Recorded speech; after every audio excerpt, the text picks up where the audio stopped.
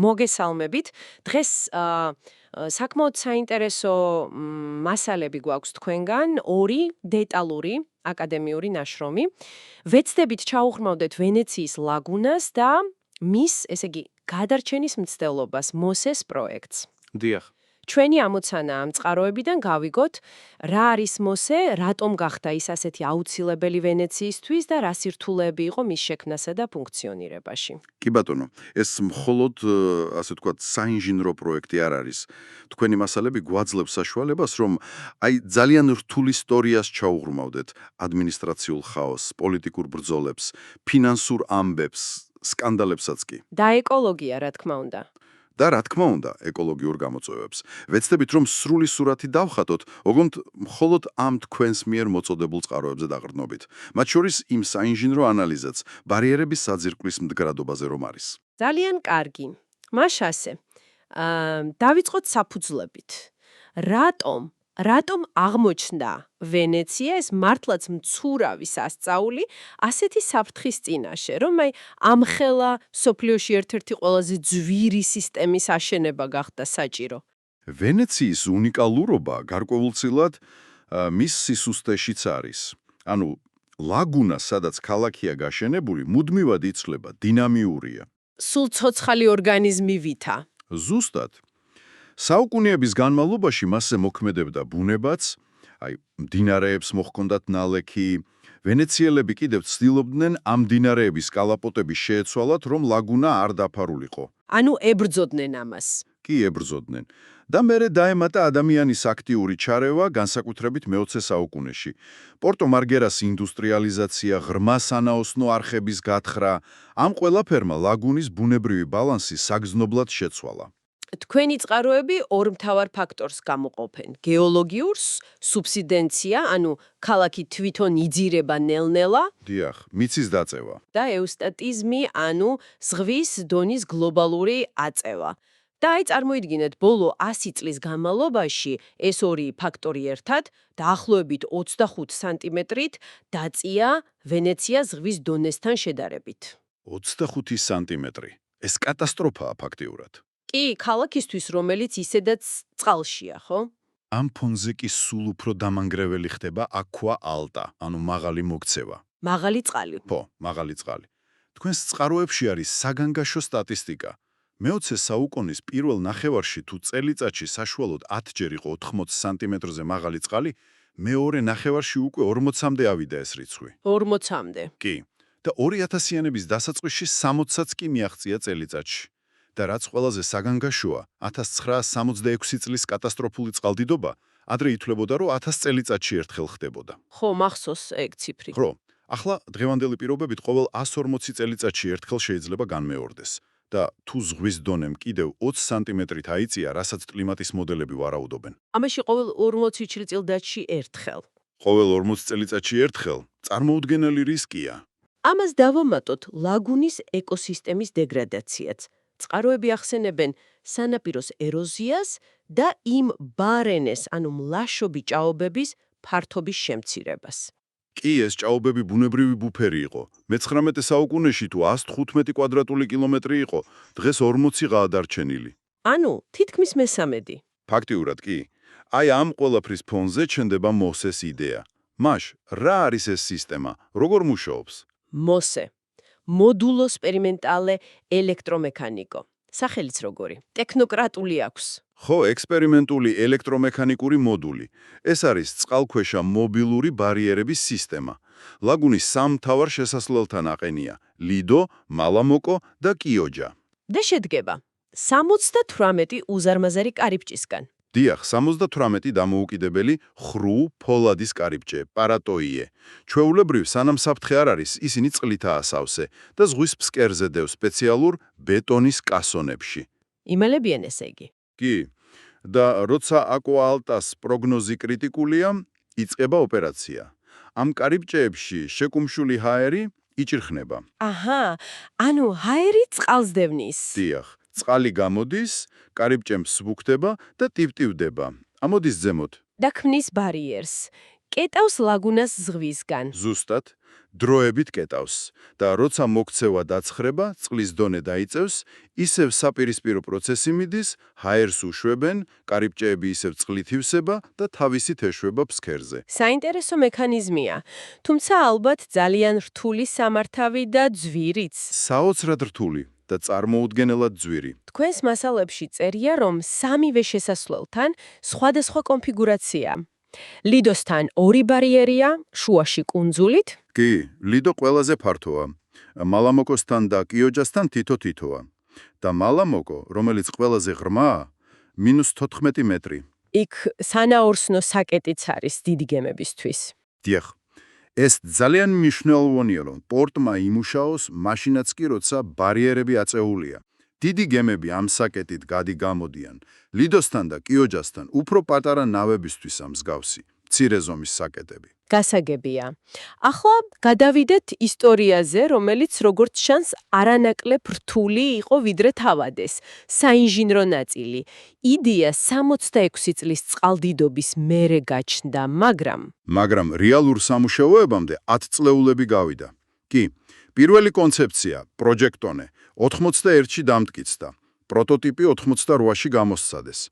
მაგრამ გარდამტეხი იყო 1984 წლის სპეციალური კანონი. აი, ეს კანონი 1994, მან დაუშვა ერთადერთი კონცესიონერის მოდელი, ხო? დიახ, ამან განსაზღვრა უფლებამოსილებებიც, მაგრამ თავარი ის იყო, რომ სახელმწიფოს შეეძლო მთელი პროექტი დაპროექტება, შენებლობა ყველაფერი მიენდო ერთი კერძო სუბიექტისთვის.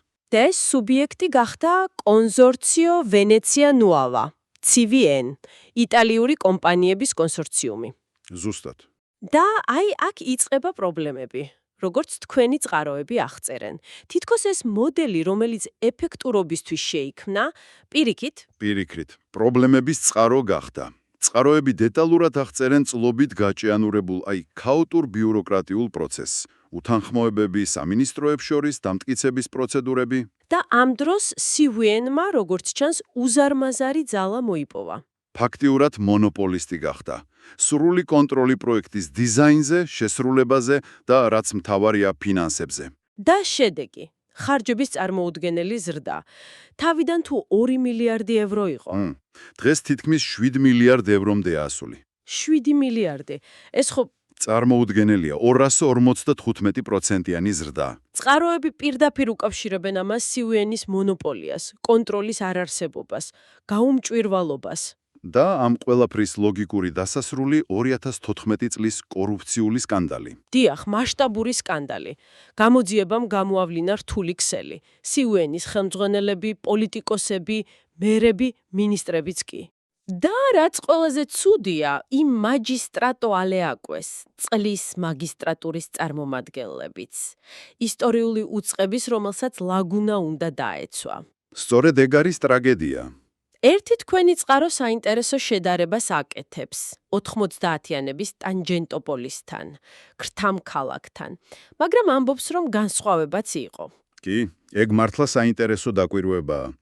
თუ ტანჯენტოპოლის დროს ძირითადად არსებულ კანონებს არღვევდნენ, აქ MOS-ის შემთხვევაში, როგორც წყარო ამბობს, ხშირად თავად კანონები, რეგულაციები, პროცედურები იცვლებოდა ისე, რომ მომგებიანი ყოფილიყო CVN-ისთვის და მასთან დაკავშირებული ჯგუფებისთვის.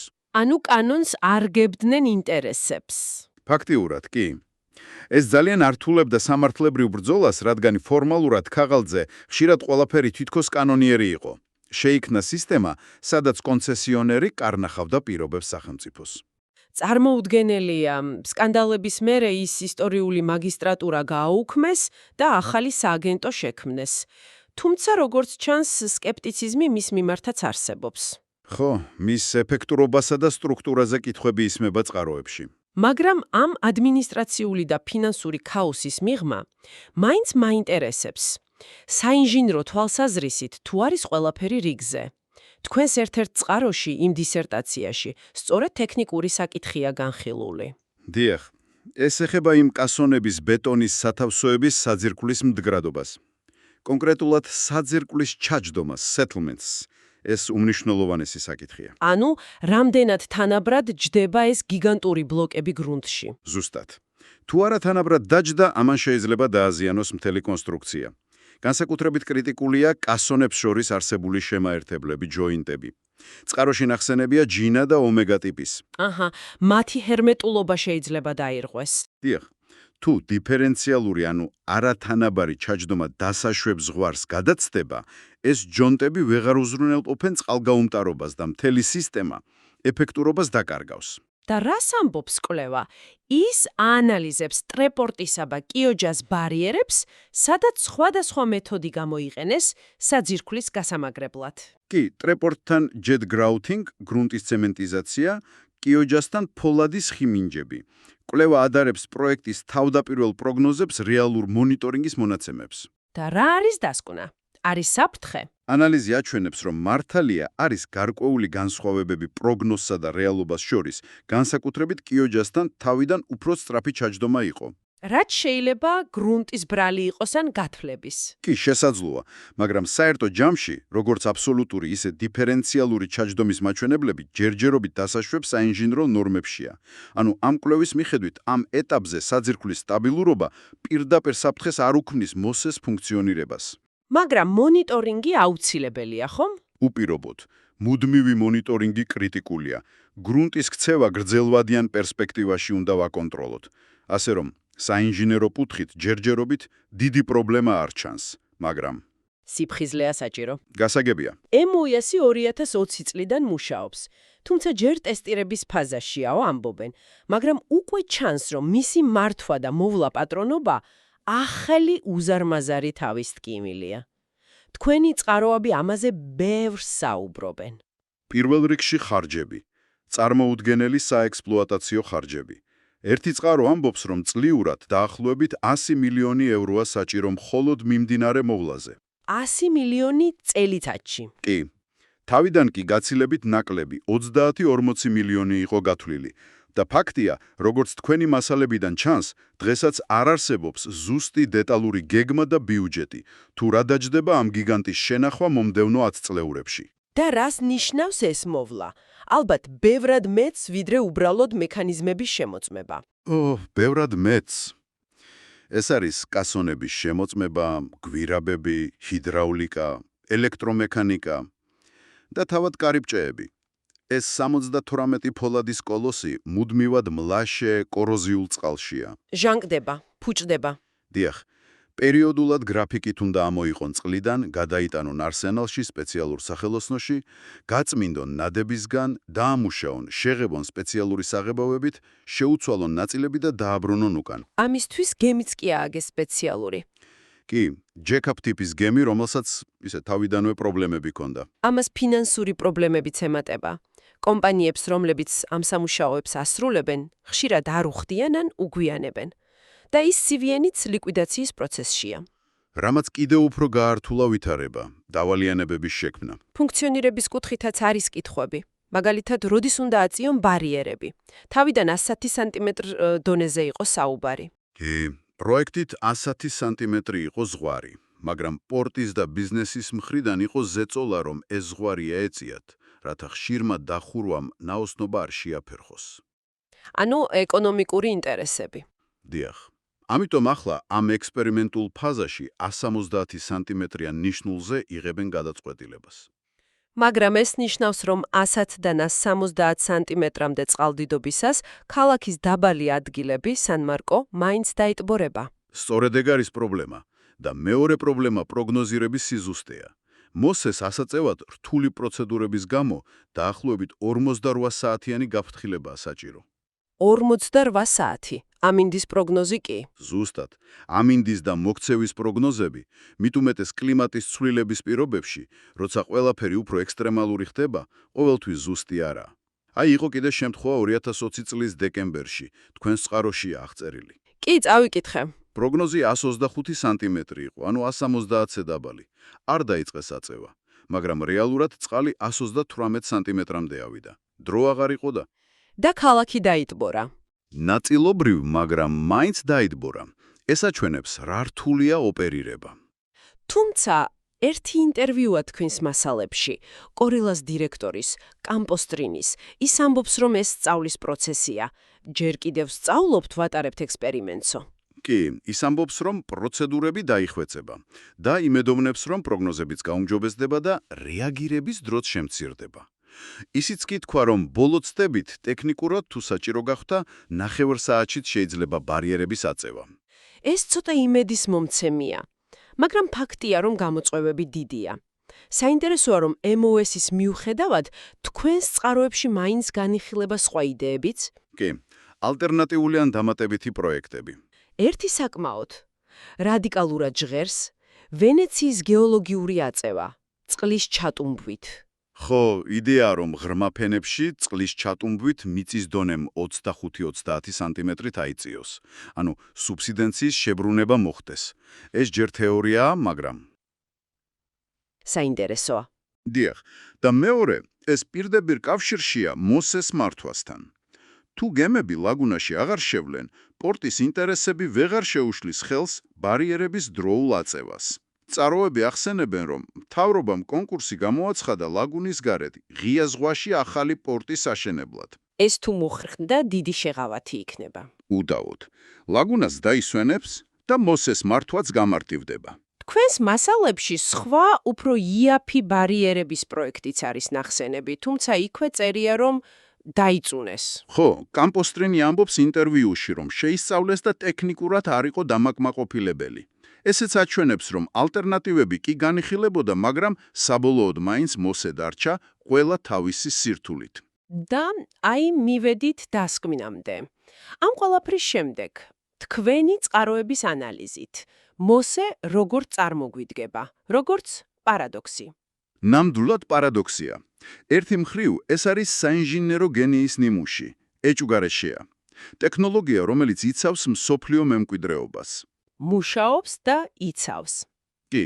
მეორე მხრივ კი, ეს არის პროექტი, რომელიც დაიბადა და გაიზარდა ადმინისტრაციული ქაოსის, პოლიტიკური გარიგებების, კოლოსალური ხარჯების და აბსოლუტური გაუმჭვირვალობის ფონზე. რამაც კორუფციამდე მიგვიყვანა. დიახ. წყაროებიდან ჩანს, როგორ გადაიხლართა ინოვაცია და მართლობითი ჩავარდნა. ის ერთადერთი კონცესიონერის მოდელი თითქოს სიმარტივისთვის პრაქტიკაში მონსტრად იქცა. რომელმაც მილიარდები შთანთქა და კორუფციის საფუძველი შექმნა. ეს მართლა დიდი გაკვეთილია. და დღეს, როცა ბარიერები დგას და მეტნაკლად მუშაობს, მთავარი გამოწვევები ისევ რჩება.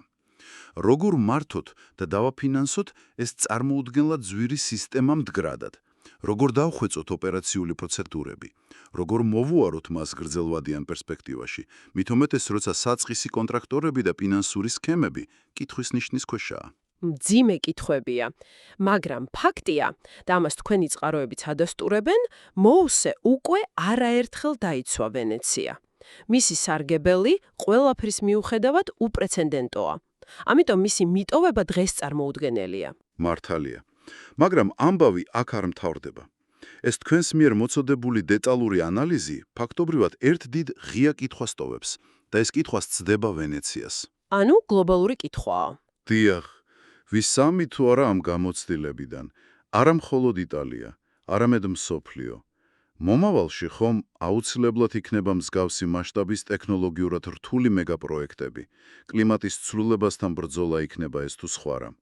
როგორ შეიძლება ასეთი პროექტების მართვა უფრო ეფექტურად, გამჭვირვალედ, ნაკლები კორუფციით და საზოგადოებრივი ფულის უკეთესი კონტროლით? ეს მართლაც ის მთავარი კითხვაა, რომელიც ამ გარჩევის შემდეგ რჩება და რომელზეც ნამდვილად ღირს დაფიქრება. დიდი მადლობა ამ საინტერესო და სიღრმისეული ანალიზისთვის, რომელიც თქვენი მასალების საფუძველზე გავაკეთეთ. მადლობა თქვენ.